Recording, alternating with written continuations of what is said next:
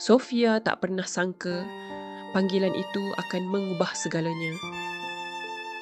Suaminya, Arif, meninggal dunia akibat serangan jantung.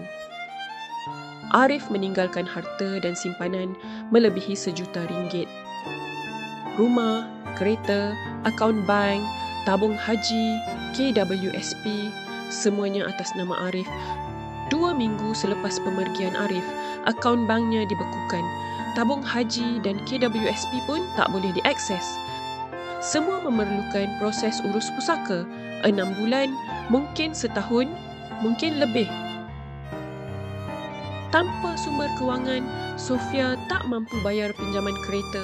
Harta masih ada, tapi semuanya beku. Kaya di atas kertas, tapi miskin dalam realiti. Semua ini boleh dielakkan dengan perancangan pusaka, wasiat, hibah atau penama yang betul.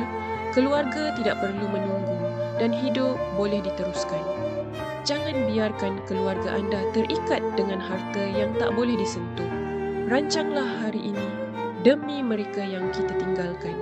Klik link di bawah untuk ketahui lebih lanjut.